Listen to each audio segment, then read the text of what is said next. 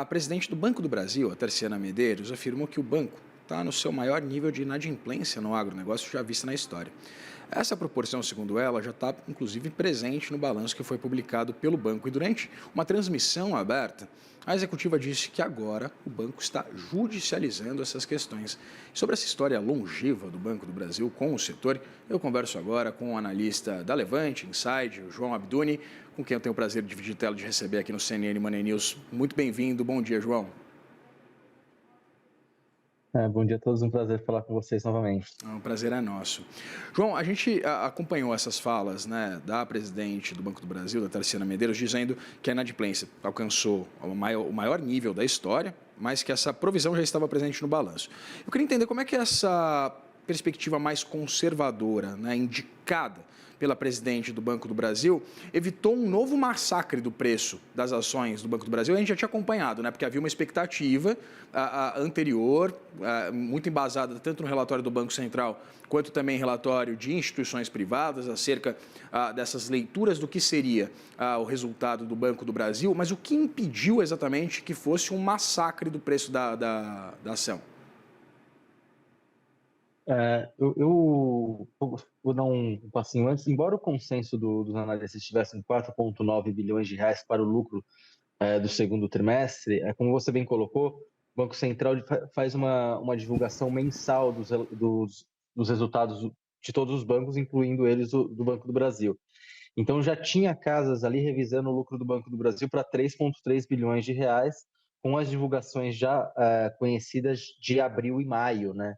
Então, na verdade, o que acabou acontecendo é que o lucro de 3,8 bilhão de reais, ele acabou não sendo tão fora das expectativas do mercado, assim, para aquelas expectativas já reancoradas, revisando ali as informações de abril e maio que já eram conhecidas. Eu acho que esse foi o primeiro ponto que deu a sustentação ali. A gente teve uma alta de cerca de 4% na sexta-feira, agora os papéis caem cerca de 0,4%.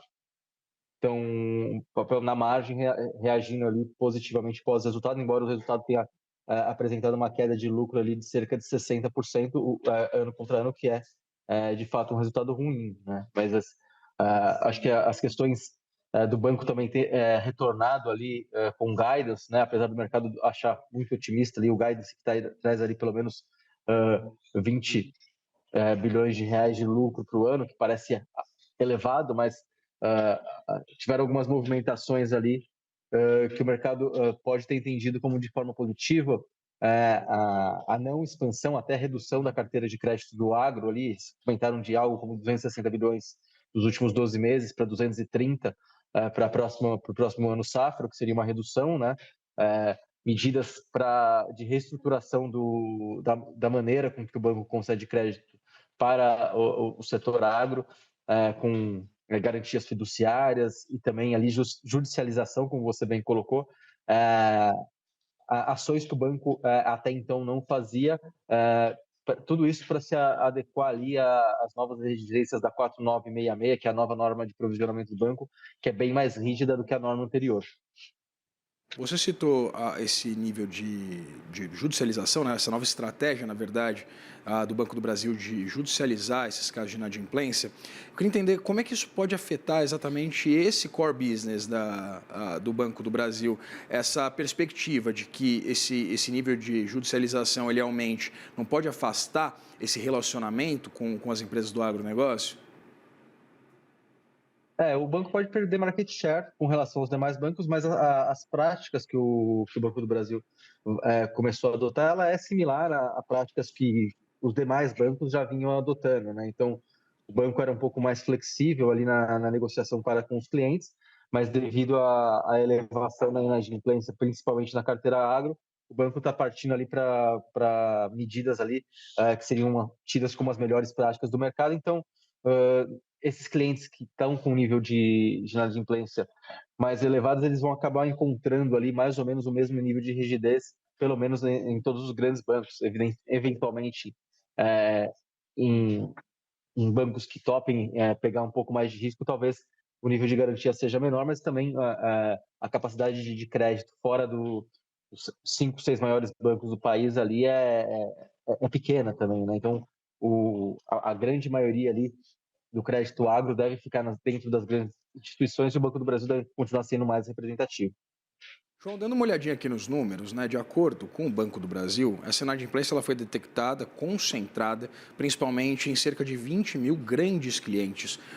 Eu queria entender o que explica, do ponto de vista macro, esse crescimento, né, esse avanço do nível de inadimplência de players que são relevantes. Né? A gente não está falando dos pequenos, a gente está falando de clientes grandes. O que explica exatamente, do ponto de vista macroeconômico, esse incremento?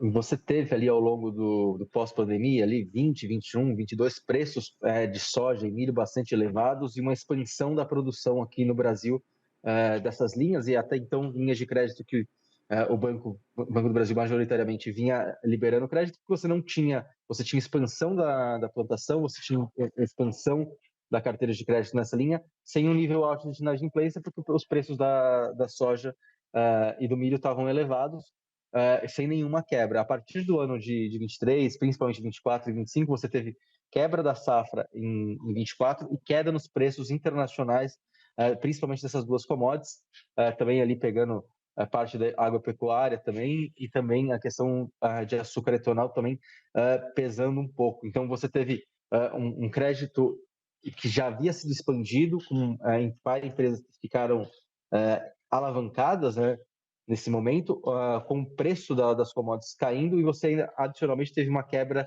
de safra no ano passado, movimento que não ocorre esse ano, mas você então teve ali esse boom de inadimplência que a gente está observando. A gente já havia observado um movimento parecido nos fiagros há alguns meses atrás, e isso vem afetando ali a carteira de crédito do Banco do Brasil, que também por conta da mudança da política de provisões estabelecidas pelo Banco Central, tenha antecipado o volume de provisionamento, né? Anteriormente, o banco só provisionava cliente que ele achava que não iria pagar acima de 90 dias, agora a partir de D30, com nível de inadimplência, essa provisão também já entra no balanço. Bancos privados adotaram essas novas medidas que já poderiam ser adotadas há 4 anos antes, vieram adotando ao longo dos últimos anos. O Banco do Brasil adotou a nova norma a partir de janeiro desse ano e vem agora fazendo essa correção de rota, ajustando ali todas as suas linhas de crédito, predominantemente o agro, onde ele está tendo esse maior volume ali de crédito inadimplente, que de certa maneira pegou o banco ali de surpresa ali a partir do mês de abril deste ano. Pega de surpresa, né? Até porque 74% dos devedores não tinham qualquer histórico de inadimplência antes de dezembro de 2023, João.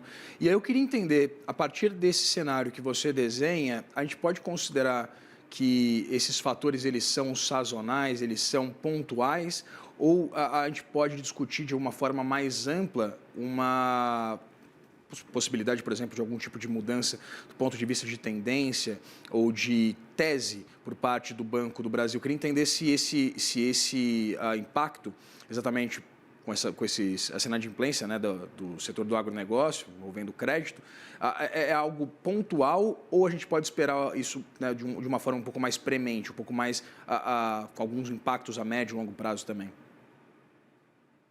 O que a gente acredita aqui, né, é que nos próximos trimestres isso ainda vai continuar pesando, né, predominante no terceiro trimestre.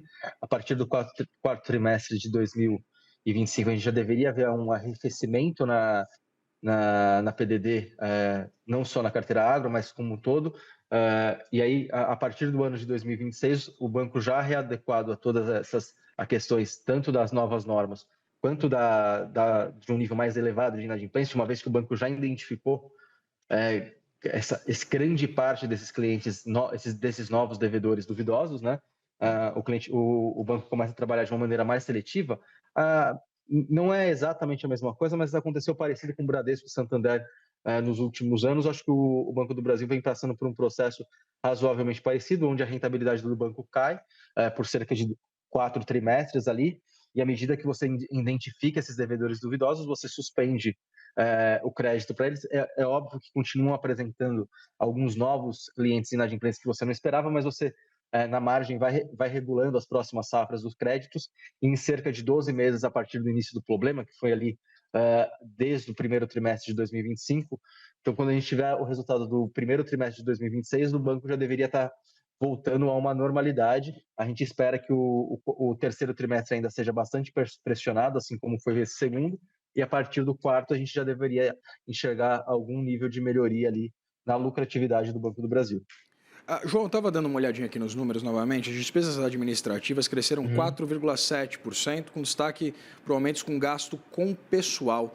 Eu queria entender o que esses números indicam exatamente sobre a governança da empresa, sobre a tendência e, evidentemente, as escolhas, né, por parte da gestão de Tarciana Medeiros.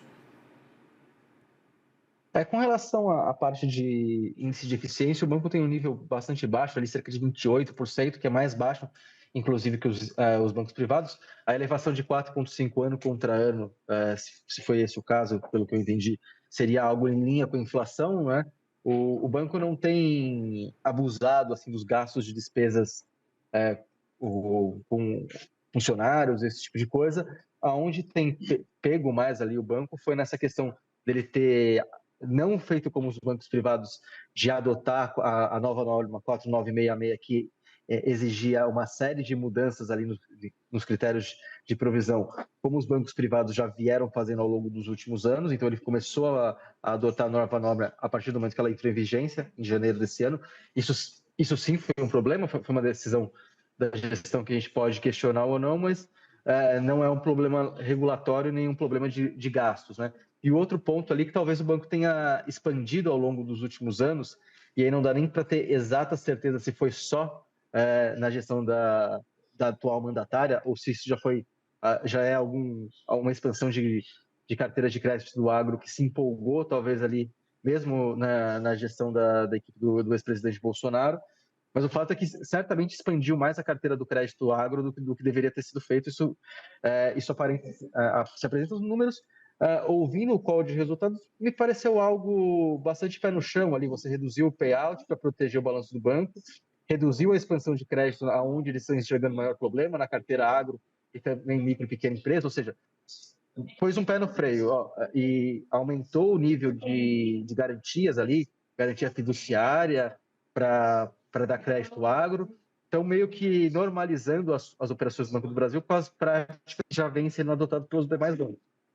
Eu acho que o mercado enxergou isso e por isso não penalizou ainda mais as ações, porque talvez espere ali que o banco comece a recuperar ali os resultados ao longo dos próximos trimestres, a exemplo do que aconteceu com alguns privados. Acho que talvez dos grandes só o Itaú tem escapado assim de uma maneira mais significativa. A gente já viu o Santander e Bradesco fazendo um processo de reciclagem ali ao longo dos últimos 2 anos.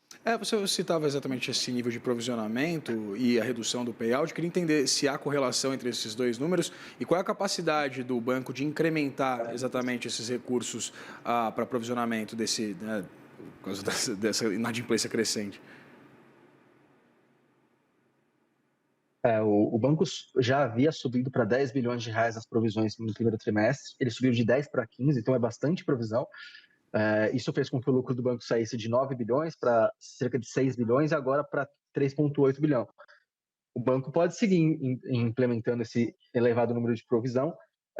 Quando ele segura o payout, ele paga menos de dividendo, então ele deixa mais dinheiro dentro do patrimônio do banco, que é mais ou menos 180 bilhões. E com um patrimônio de 180 bilhões que ele não cresce porque não está tendo muito lucro, o banco não pode expandir a carteira de crédito, né? Tem um sistema chamado RWA, né, que é o retorno ajustado ao risco. O banco tem 180 bilhões de reais, ele não pode passar muito ali da expansão da carteira de crédito, senão a Basileia do banco, que é um índice ali o CTA de nível 1, ele começa a ficar muito abaixo de 11%.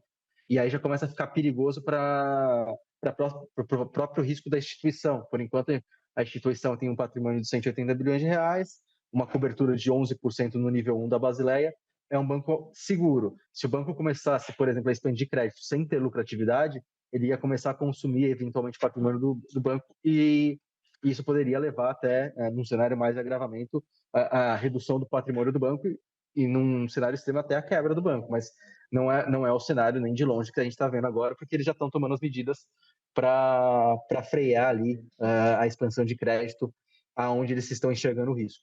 João, última questão, essa queda, né, do retorno sobre patrimônio de 21,6% para 8,4%, então não é um dado muito preocupante pensando exatamente né, numa premência de um nível de redução do ROI, não?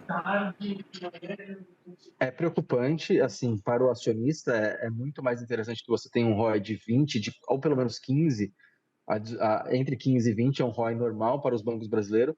A gente acredita que esse ROI de 8% ele seja um ROI de freio de arrumação, né? Você fez muita provisão, consumiu quase todo o lucro para arrumar a casa, então é uma medida assim de como se fosse uma turbulência, né? Você tá colocando assim um volume grande de provisão. Quanto maior o número da provisão, menor o tamanho do lucro, né? Você consumiu ali o seu lucro.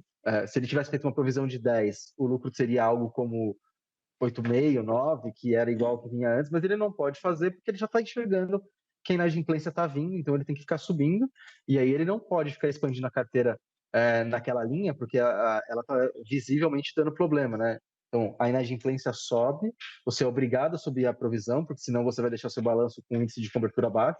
Eles não estão fazendo isso, eles estão protegendo o balanço do banco, né? E como você não tem tanto lucro, você precisa reduzir o dividendo do acionista. Assim, as medidas adotadas a partir dessa reunião que a gente teve na semana passada, elas nos parecem corretas.